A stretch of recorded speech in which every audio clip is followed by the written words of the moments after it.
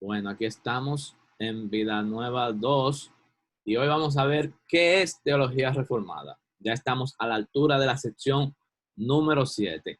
Y aunque usted no crea, cada imagencita de la que están ahí tiene algo importante. Esto que yo puse aquí es una estadística, ¿verdad? Y regularmente esto es en un cuadrante que está, una parte vertical y una parte horizontal. ¿Qué está pasando con la teología reformada? La teología reformada es una teología vertical. Hay teologías horizontales. Vamos a ver si te llega a la mente una teología horizontal.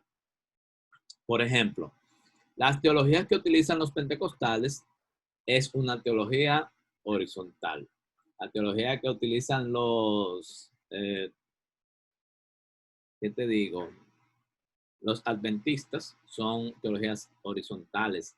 Los menonitas, los metodistas también utilizan teologías horizontales. ¿Por qué?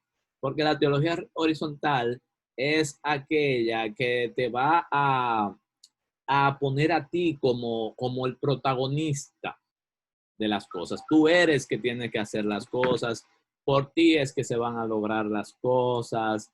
Eh, y obvia mucho, mucho, mucho lo que es la soberanía de Dios. Y si hay algo importante, muy importante, en en esta teología reformada, es la verticalidad, donde el Señor debe de ser el centro, donde el Señor debe de ser lo primero. Y déjenme decirles algo. Es increíble esto lo que les voy a decir. Es increíble que todas las doctrinas, hasta los rabacucu, los otros días yo oí a uno de ellos diciendo que ellos enseñan sana doctrina. O sea que todos son verticales en su querer, en su pensar. Ellos dicen que todos son verticales, pero en la práctica no es así. ¿Por qué en la práctica no es así? Porque no se confía en la soberanía de Dios, sino que se confía en lo que yo como persona puedo hacer.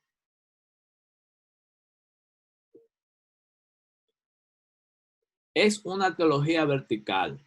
Martín Lutero dice, si desconozco las obras y el poder de Dios, entonces desconozco a Dios mismo. Y si no conozco a Dios, no puedo adorarle, alabarle, agradecerle o servirle, puesto que no sé cuánto de lo que ocurre se debe a Dios o se debe a mí.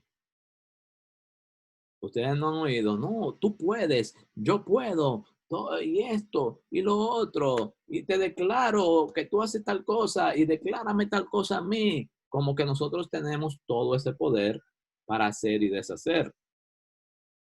Sigue diciendo Martín Lutero. Por lo tanto, necesitamos tener en mente una clara distinción entre el poder de Dios y el nuestro, entre la obra de Dios y la nuestra, para poder vivir una vida piadosa. Y esto me acuerda lo mismo que nosotros decíamos la semana pasada del hombre que estaba orando, ese que era religioso, que comenzó a decir, Señor, tú sabes lo que yo hago, yo esto, yo lo otro. Sin embargo, el otro que estaba ahí orando al lado de él, el publicano, dijo, Señor, ten piedad de mí, que soy un hombre pecador. Sé propicio a mi pecador. Y la diferencia está en el reconocimiento de quiénes nosotros somos, los pecadores que nosotros somos y el grande conocimiento de quién es Dios para nosotros poderlo adorar. Entonces ahí es cuando una persona es justificada, como dijo Jesús. Este es el libro que nosotros vamos a estar tratando y es un resumen que vamos a hacer en los próximos en las en los próximos encuentros, y se llama ¿Qué es teología reformada? Arcee Sproul trata de dar respuesta de una manera resumida a esta pregunta. Él busca introducirnos a algunas verdades escriturales recuperadas y dadas a conocer en el movimiento de la reforma. Por eso es que se le dice teología reformada, porque es como una compilación y una recopilación de algunas cosas, de algunas enseñanzas que se dieron en la reforma protestante. Y si nosotros no sabemos lo que es la reforma protestante, nosotros tenemos que saber que en el siglo primero vivió Jesús y los apóstoles. En el siglo II al siglo IV, la iglesia fue una iglesia universal, llamada universal, católica, apostólica, etcétera. Pero desde después del siglo IV en adelante, la iglesia o Roma como imperio mundial tomó la religión cristiana, la tomó cautiva. Y ese ayuno. La cautiva la llevó a una oscuridad. Eso fue desde el siglo IV más o menos, por ahí, hasta el siglo XV, cuando aparece entonces la reforma protestante. Justamente en medio de la conquista, si se puede decir, de aquí, del Nuevo Mundo, allá también en Europa se estaba conquistando el mundo de la oscuridad, porque se estaba pasando de ese movimiento que tenía la Iglesia Católica Romana, que tenía esclava la palabra del Señor, y después entonces viene el resurgir de la Reforma Protestante. Ahí mismo cae lo que se llamaba la Edad Media y vienen otros movimientos de ahí en adelante juntamente con la Reforma Protestante. ¿Qué es Reforma Protestante? Bueno, si yo, o el libro, vamos a hablar mejor del libro. Si el libro usted lo resume en 3 títulos, serían los siguientes. La Reforma Protestante tiene que ver con las 5 solas de la Reforma. Véase, sola Escritura, sola fe, sola gracia, solo Cristo y solo a Dios la gloria. Ahí, si usted ve, ahí no está el hombre, de que solo hombre. Como vemos en muchísimas iglesias que declaran, que afirman que son hombres, dioses, incluso tienen hasta pastores intocables, líderes que son, que no se le puede ni decir, ni reprochar, ni enseñar, nada, porque son dioses aquí en la tierra.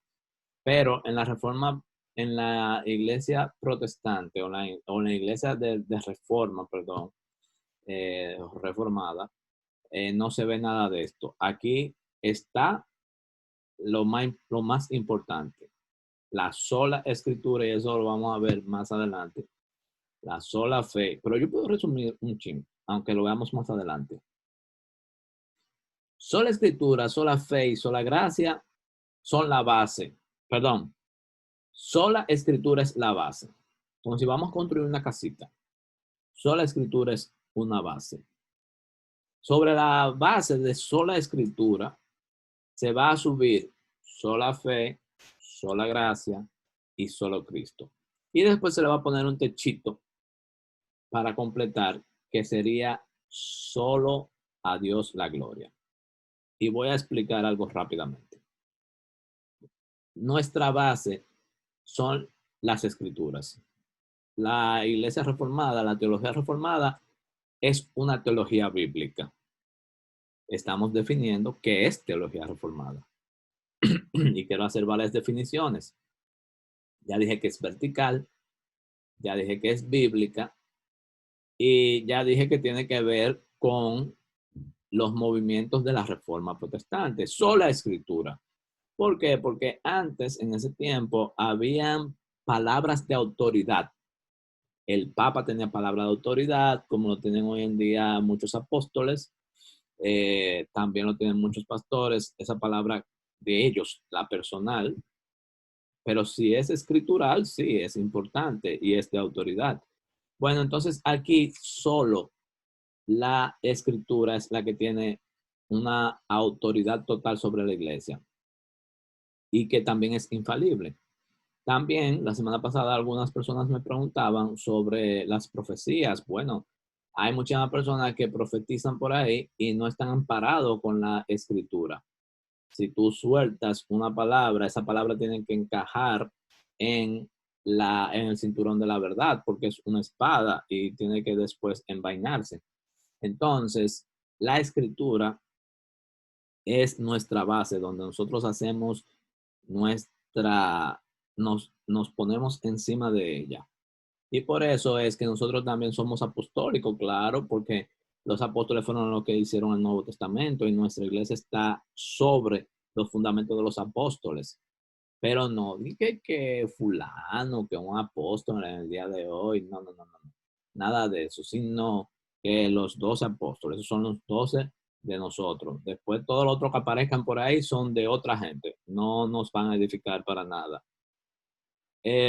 Solo fe, ya yo le expliqué creo que la semana pasada, que nosotros es un don de Dios dado por el Espíritu Santo cuando nos regenera y nos engancha al Señor. Es como esa soga que nos lleva a la gracia del Señor, a estar agarrado de la gracia del Señor. La gracia del Señor es porque nosotros no lo merecemos, es un regalo de Dios, nuestra salvación. Solo Cristo, porque Él es un único mediador y solo para la gloria de Dios. Todo lo que nosotros hacemos es para la gloria de Dios. No es exaltación humana, no es exaltación de fulano, de líder, ni nada de eso, ni la salvación es para mi gloria, ni lo que se hizo es para mi gloria, etcétera, etcétera. No. Y tú puedes descubrir rápidamente a alguien que sea piadoso o no, si habla para que, si actúa y habla y hace todo para la gloria de Dios. Es así. Entonces, el contenido de este libro se basa en, número uno, en las solas de la reforma, principalmente sola escritura, sola fe, solo, vamos a ver, más, sola escritura, sola fe, solo Cristo, principalmente. Si hay otro punto importante de este libro, es la teología del pacto. La teología del pacto es otra forma de ver qué es la teología reformada. Si tú preguntas qué es la teología reformada, tú deberías de responder de alguna de las formas anteriores o de esta. Es la teología del pacto. Aunque hay muchas personas que son reformados y no tienen esta parte porque juegan y coquetean con otro tipo de forma de ver los tiempos. Y eso yo lo voy a explicar más adelante y espero tener tiempo. Si usted me pregunta de qué se trata también el libro, otra masa del libro es hablar de la doctrina de la gracia. Señores, la doctrina de la gracia es fundamental. Por ejemplo, si yo te pregunto a ti rápidamente qué es teología reformada o qué creen en tu iglesia. Bueno, nosotros creemos la doctrina de la gracia. De hecho, nuestra iglesia antes tenía otro nombre y nosotros le pusimos, después que asumimos la teología de la gracia, nosotros le pusimos Iglesia Cristiana de la Gracia para darle énfasis a lo que nosotros creemos. Nosotros creemos en la doctrina de la gracia, muy conocido como el TULIP por ahí. Ahora, el TULIP no es lo único y ya hemos visto que tenemos otras doctrinas, pero esto históricamente es sumamente importante. El Tully son 5 puntos de la doctrina de la gracia. Mucha gente le llaman también calvinismo o doctrina calvinista, etcétera, etcétera. La T significa depravación total. Es un acrónimo. La U significa elección incondicional. Nosotros creemos en la expiación limitada, en gracia irresistible y en la perseverancia de los santos.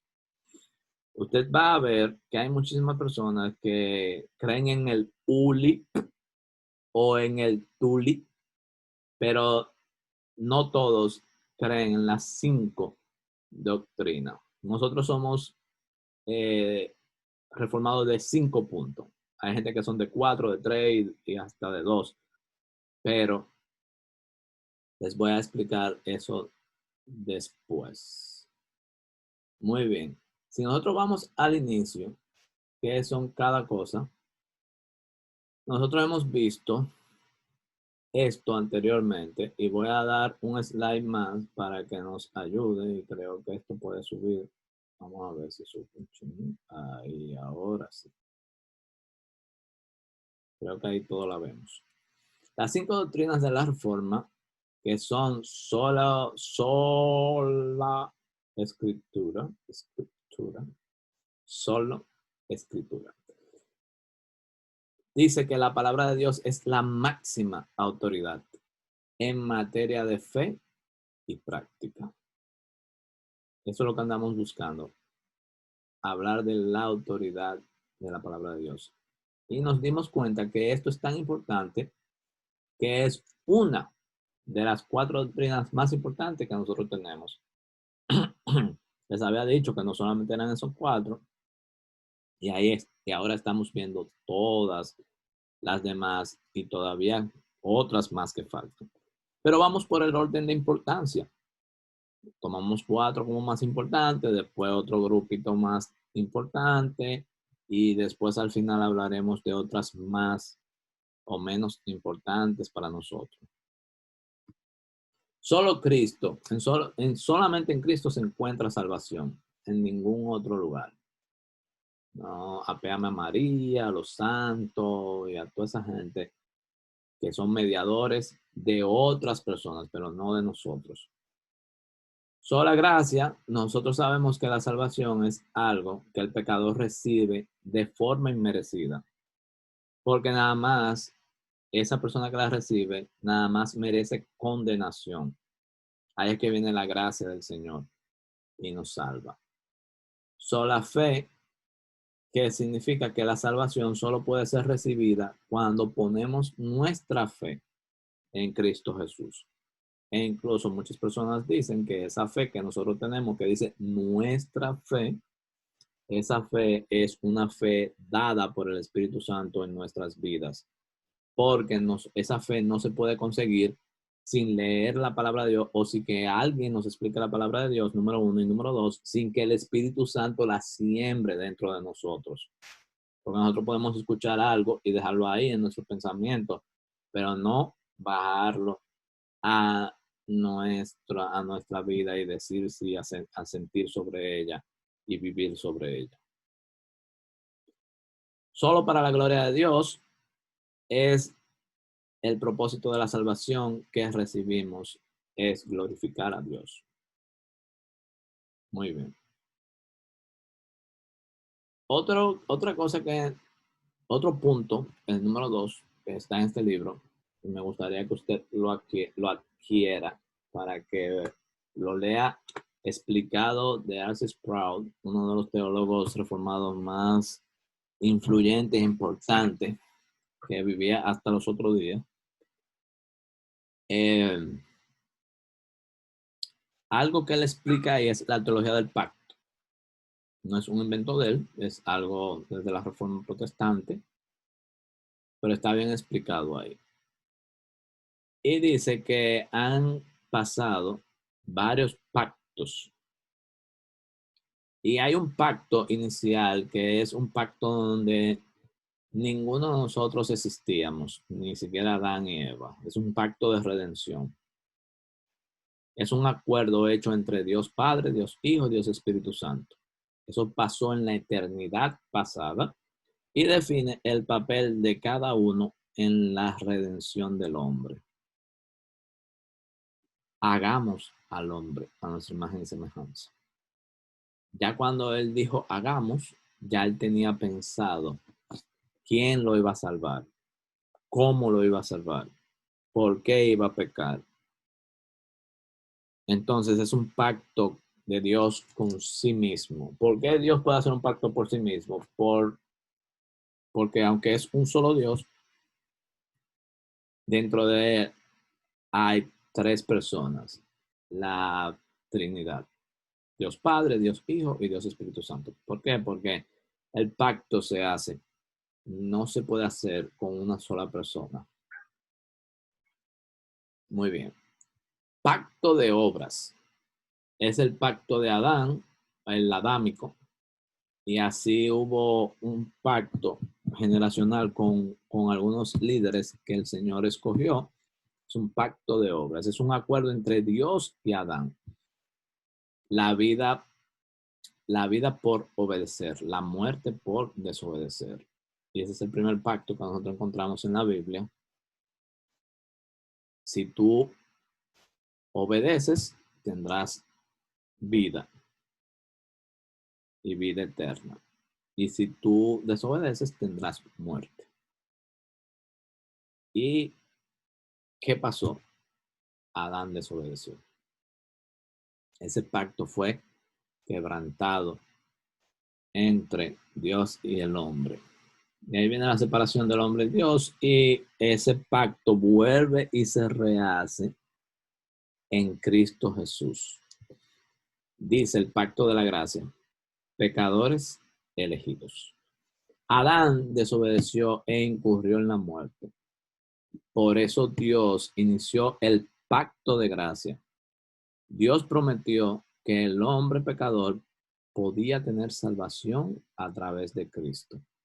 Este pacto es más importante, es el más importante y es la base de todos los pactos en la Biblia. Muy bien. Como yo sé que las personas que miran esto por primera vez se quedan como, como, ¿de qué me está hablando?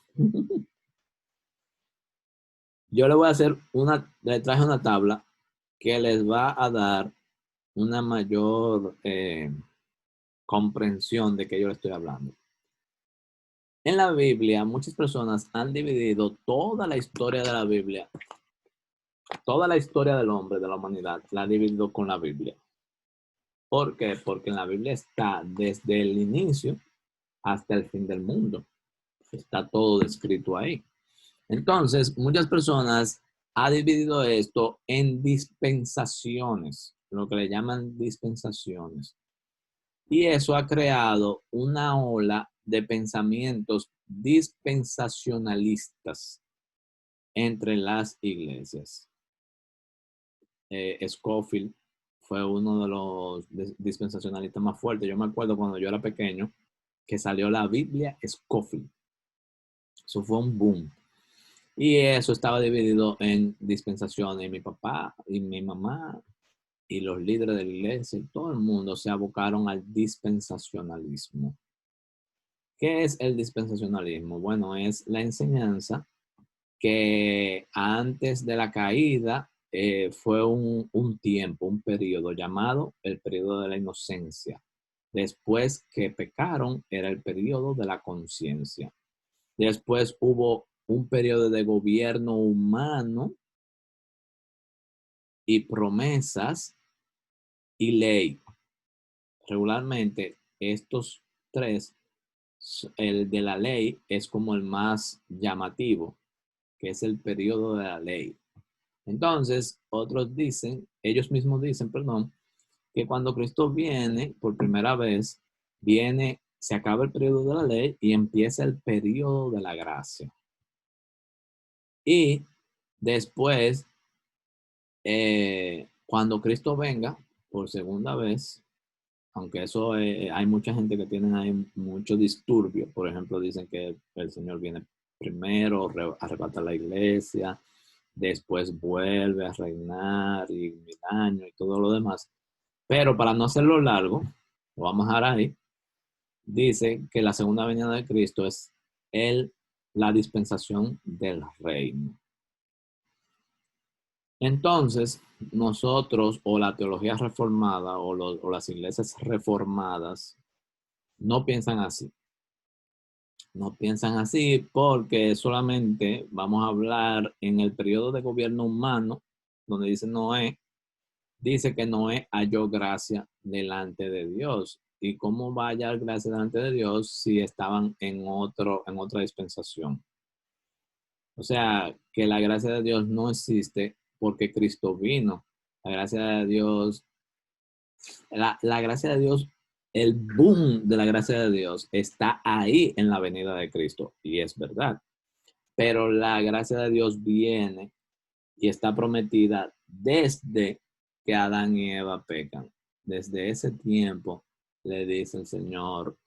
Y en su propio pacto anteriormente, el Señor ya sabía, un pacto de redención, un pacto que él sabía que iban a caer y que los iba a librar a través de Cristo. Y cuando peca el hombre y la mujer, a Satanás le dice que de la simiente de la mujer vendrá uno que le aplastará la cabeza a Satanás.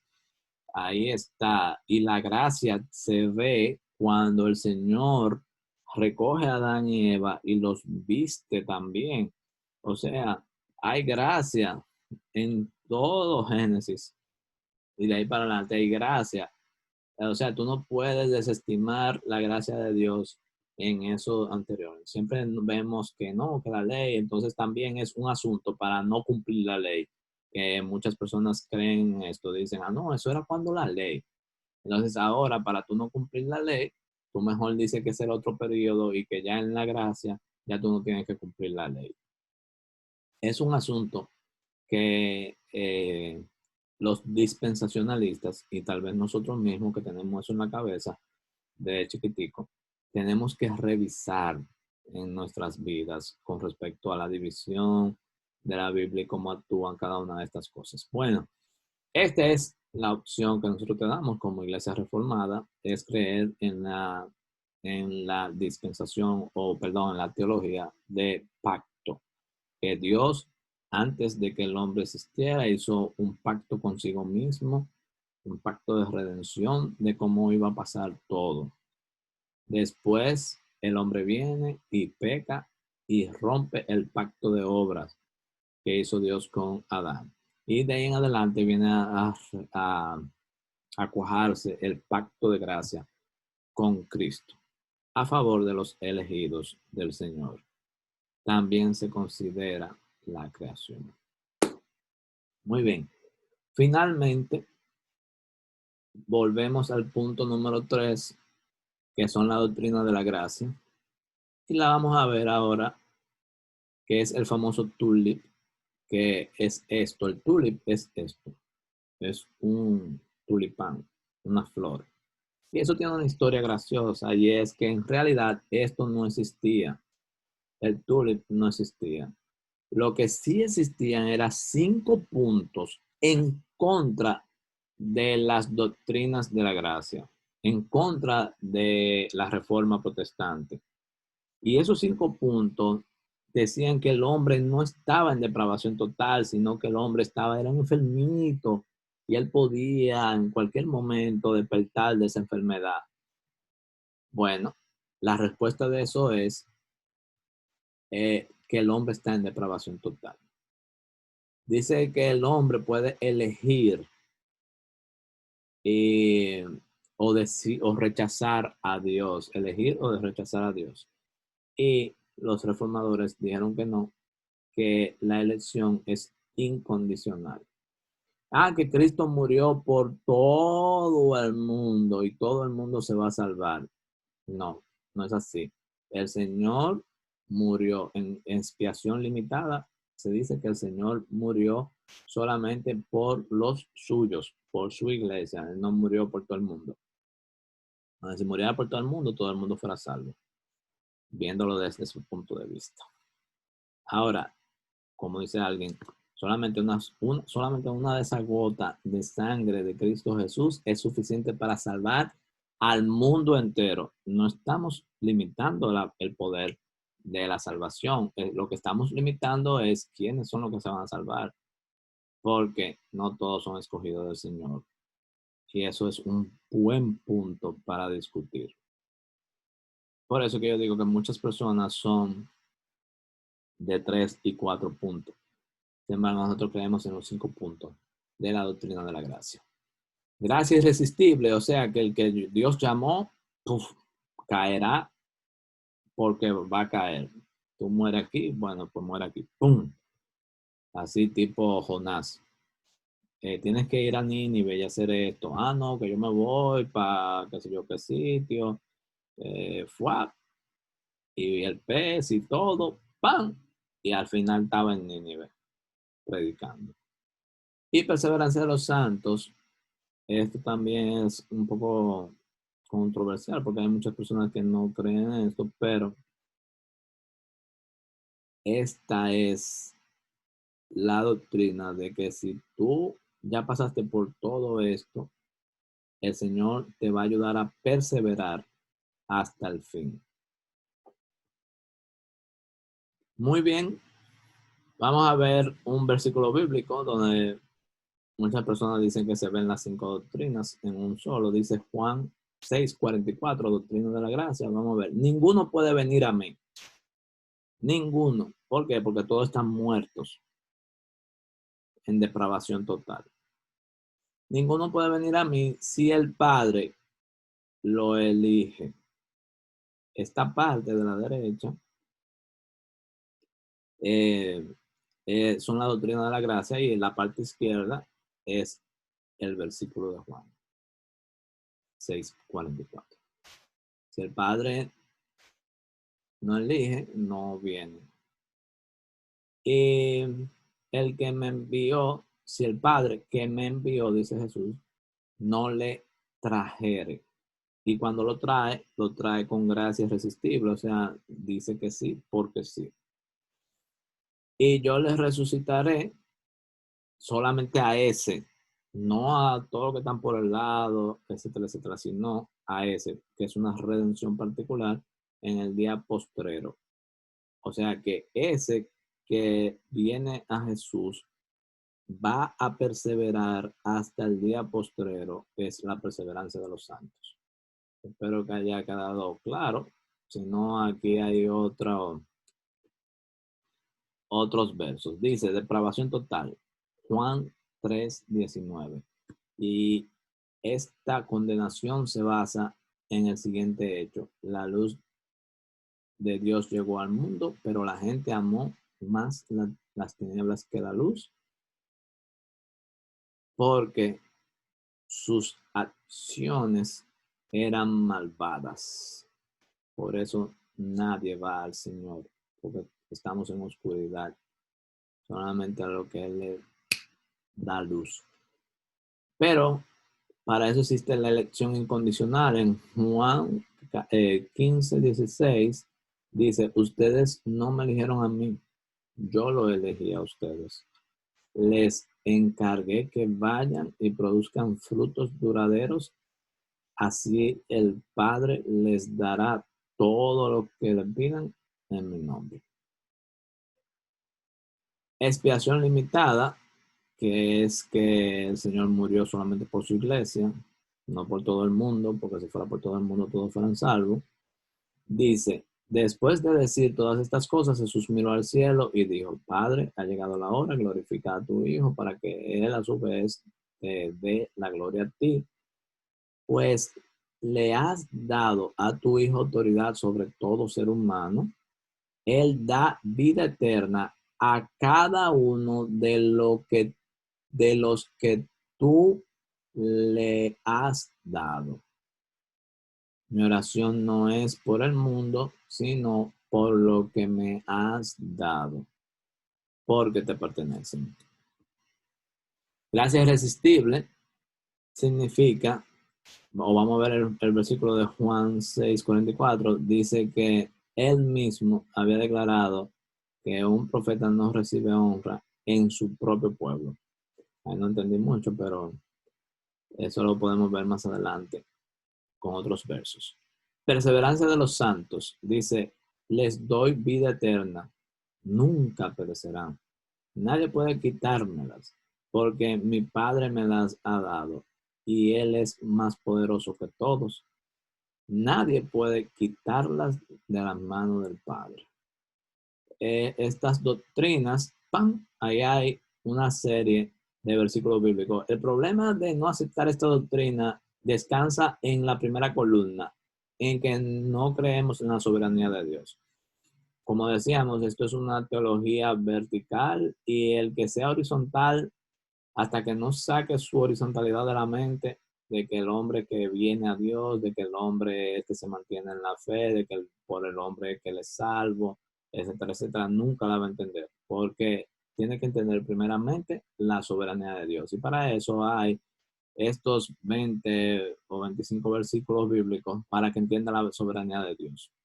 La depravación total, hay otros 25 más, y elección incondicional, expresión limitada, llamamiento eficaz, etc. Regularmente esto yo lo mando al final de la clase, o sea que usted va a tener estos versículos bíblicos para que se goce buscando versículo tras versículo de lo que hablan de cada una de estas doctrinas. Y en fin, así resume R.C. Sproul las doctrinas de la gracia. Dios les bendiga.